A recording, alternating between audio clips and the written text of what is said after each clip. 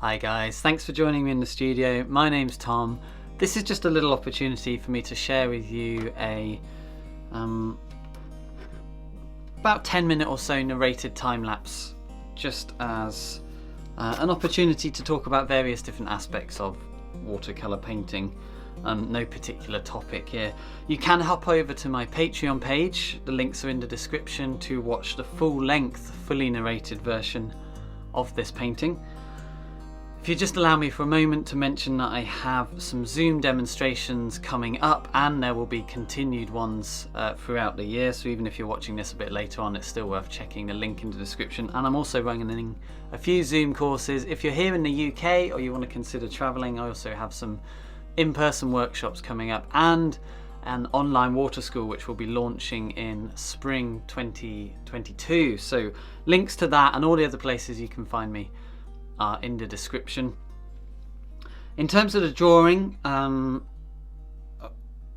big thing here I want to talk about is proportion, angles and alignment. This is one of the most important things. So I always start with big general shapes, so I kind of set the parameters of the elephant, and then beyond that I start to think, well, how many times does the head, from the top there to the bottom of the tusk fit into the full length of the animal? It's about twice plus a little bit extra. What's this width here? What does that relate to? How wide is that compared to the head? All of these little, or these big shapes, how are they proportioned with each other? The next thing is to think about angles. So what's the angle of the trunk? It's doing that. What's the angle of the head? It's doing that. Or the tilt, we might call it.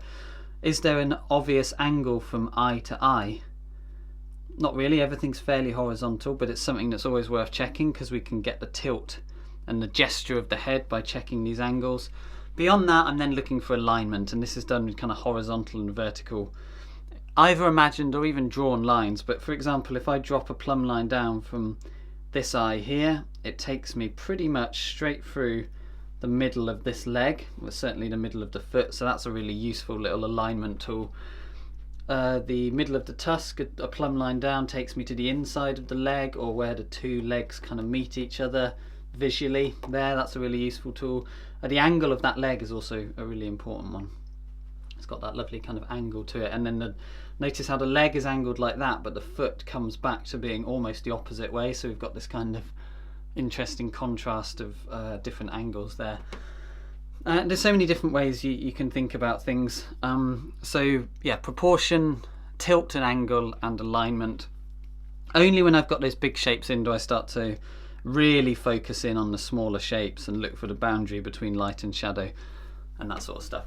So in terms of the materials, I'm using one of my favourite papers at the moment, which is Bao Hong paper. This is the rougher textured one, and this is an A3 size gummed block. I love working on the gum block. It's really simple. It's like the painting is already stretched. You may get a tiny little bit of buckling, but at this weight of paper, which is 300 GSM, and this is 100% cotton, it won't be too much because it's glued around the edges. Palette knife around the outside to whip the page off.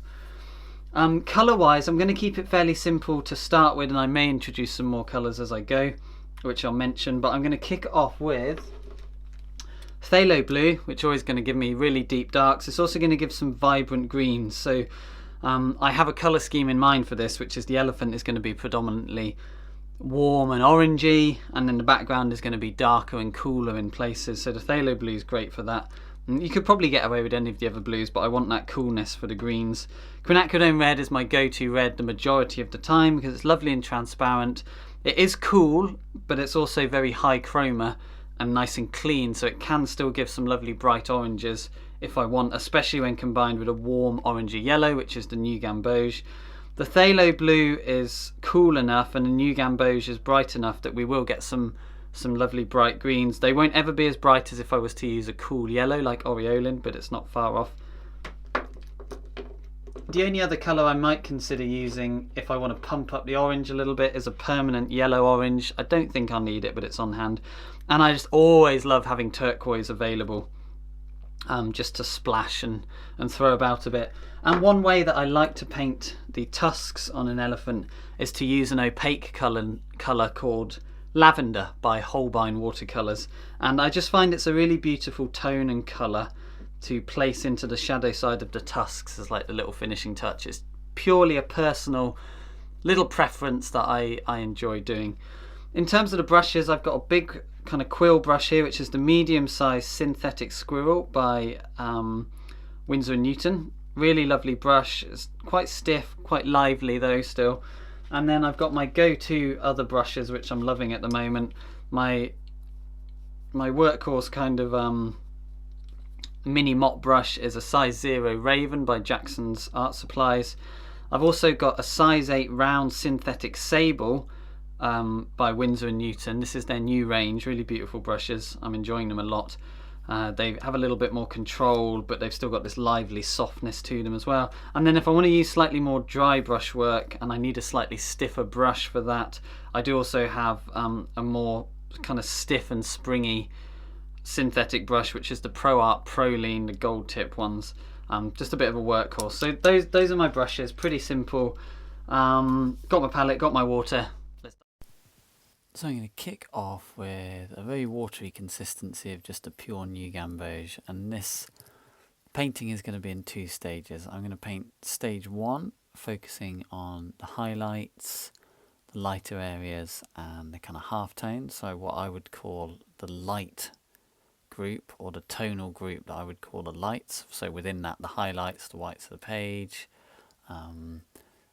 some of the lighter tones, and then also the halftones. So the halftones is where we can create some variety. The trick there, I feel, is to keep this light shadow group, generally in most paintings, significantly, noticeably separate tonally from the shadow group, and this will make more sense as I go on and paint. So what I'm doing at the moment is, while the page is still kind of moist, I am dropping in slightly stronger consistency of paint. We're still only talking maybe kind of full fat milk consistency at the moment into a slightly dry wash. So this is creating a nice variety of halftones within the kind of light tonal group.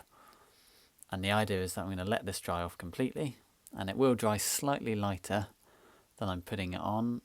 Number one, because there's a lot of yellow in there, and the yellows tend to dry lighter. That was the dry there. That was a quick cut there to the lighter colour. Also with a lot of water in, we're going to see a bigger shift in colour. Although the Bao Hong paper, the colours do shift slightly less than some of the other papers. But I'm really happy with that as a start. We've got lots of whites of the page. We've got some nice subtle tonal variation within the halftones, but nothing is too dark. And now I'm going to go noticeably darker with the paint. So this is what I would call kind of the medium shadow. And this medium shadow is created by using a slightly stronger consistency of paint. So we're probably up to kind of full fat milk consistency here. In some places it might go up to kind of maybe like double cream paint consistency. This is what we would call the lighter shadow tone. So this is like the medium or the middle shadow. The idea here is that I'm just kind of mapping out the shadows using predominantly the same colours, using a damp brush there to soften a few edges, but I do want some sharp edges between light and shadow as well. Now, as this new wash is drying, I drop in increasingly stronger kind of mixtures of paint, so more pigment, less water into a drying wash, and that just creates some nice subtle tonal variation. You'll see as time goes on that those colours get significantly darker, so we start moving away from kind of this gentle medium shadow to some of the deeper, darker shadows, and eventually even some darker accents. So that was mostly quinacridone red with a little bit of yellow, and now for the first time I'm introducing much more quinacridone red. The paint consistency is coming up to maybe single cream, and the wash is slightly dry, so the washes are sort of staying where I put them, but we're still getting a nice softness. And all the time it's this balance between the dryness on the page versus how much pigment and water is in the brush. And if you haven't seen one of my previous videos on the watercolour clock and this interaction between brush and page, then I definitely recommend you go and have a quick look at that. So I'm really focusing on just this big shadow shape, and although I'm painting the head, the ear and the legs, or some of the legs, I'm really thinking of that as one big shadow. Like if I blur my eyes and look at the reference photo, that is just one big shadow shape. It's almost, it's not that it's not relevant, but it's less relevant that it actually represents an elephant. It's more just a big shadow shape, and that's how I'm painting it. And within that shadow shape, there are some darker recesses, and the longer I leave the wash to dry and the more pigment I have in the brush, the sharper the edges I'm going to get. And what I'm aiming for here, and this is something I've spoken about in other videos, and it's something I'm quite keen on, and watercolour is perfect for it, is that within the shadows we have a lovely softness. And so the shadows are lit by the bounced or ambient light. The bounced or ambient light is significantly weaker than the direct light. And so because it's weaker, it doesn't describe things in such a sharp and literal way. Meaning that everything in the shadows kind of has this soft fuzziness to it. And depending on how deep in the shadows it is and how much or how weak the light is that's bouncing back into the shadows, we may see some gentle form and some definition between objects or different areas of an animal. Or we might see none at all and the shadow becomes very unified. What I love about this particular elephant is that there is enough bounce light to kind of describe the eye area, and look how the skin around the tusk, and as we go around the form of the trunk, it actually gets darker. It's like the classic ball that we see all the time that has a core shadow to it, and actually the edge that is further around the form of the ball actually has that reflected light bouncing back into it. And it's the same with the trunk and all the different areas of the elephant. And what I'm doing here is trying to see how dark can I get away with going while this wash is still wet. So I'm on the brink here of not being able to go much further with this wash because it's so close to drying, and that's the danger zone. When it's really close to drying, it's very easy to start accidentally disturbing the pigment, and you can get into a real pickle there and starts muddying the pigment. So where it's at the moment is about as far as we can go. To create the really deep darks, I'm simply adding more and more blue and using a stronger consistency of paint. So again, the medium shadow on the leg here is kind of single cream paint consistency. If I wanted to go any darker, I'd bring it up to kind of double cream or even neat paint to go really dark. So that's a kind of double cream paint consistency with a tiny bit of the phthalo blue in there. The phthalo blue being very opposing on the colour wheel to red, the quinacridone red. They kind of cancel each other out and create a nice neutral deep dark. And this is when we should really start to see the painting come to life, and I'm committing to going really dark here. We don't always have to go this dark in the background, but this was a particular painting that was a commission, and I knew that we wanted high contrast and a specific set of colours. And so I'm using the negative shape of the background now to trap the light on the elephant and describe the positive shape of the elephant. So it doesn't mean that we need to neatly paint around every single edge of the elephant, but we can use this lovely background negative shape to really sculpt and shape the positive shape of the elephant. Look how I'm just taking time in places just to cut in a little bit into the elephant, and it just shapes it a little bit more. And I'm starting to think about how the different edges interact with each other. We've got some edges that are shadow against shadow. I'm going to do a much more detailed video about this. We've got other edges that are light against shadow.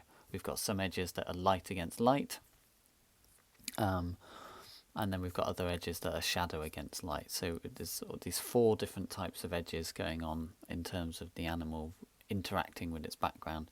And for me this is important because it stops us falling into the trap of creating objects or animals or birds, whatever it is that we're painting, that look kind of stuck on, or kind of like too much like a silhouette. If we can get 4 different types of edges going, like light on light, light on shadow, shadow on light, and shadow on shadow, then we stand a much higher chance of the animal feeling much more natural in terms of the way that it sits within its setting. So what I'm doing here is a little bit of dry brushwork in places, and for me it's just adding that little extra depth of colour. Quite often I'm laying in a little dark. It looks a little bit abrupt because the colour I'm putting on top of has dried, so I go in with the soft brush, and this synthetic sable, because it's so soft but also so lively, is perfect for kind of going in, taking a very kind of sharp abrupt mark, and we can just hit the edge of it with a damp brush, soften that down. And it's really starting to come to life now. I'm basically on the finishing touches, which is adding in the really deep shadow, the kind of what I would call the dark accents, little squiggles and pops here and there, just to give a bit more context to the setting, and really just a small brush popping around to finish it off. Need a little bit of attention there, slightly deeper colour to make more sense of this forehead area, and just little touches here and there just to sharpen things up. I'm trying to see how sharp can I get away with going in places without pushing it too far. And one of the big problems with watercolour is it's so easy to overwork it, and this can come from putting too many layers on an area. It can come from muddying the pigment as it dries by just simply faffing about too much with it when we should be leaving it alone, and these things are very easily done. Right at the end here I'm using the opaque lavender. You could easily use French ultramarine or cobalt and just wash it in, but for some reason I like using an opaque colour for the tusks, and that's it. That's not the only way to paint watercolour. You can do whatever you want with watercolour, but for me that's a good example of a process that I use a lot, which is lay in the initial wash, letting all the colours flow together, generally keeping it fairly light, working with what I'm calling the halftones, some lighter areas, and leaving lots of whites of the page for highlights, and to help create a bit of interest and kind of sparkle in the watercolour. And I would call that the tonal group, the lights.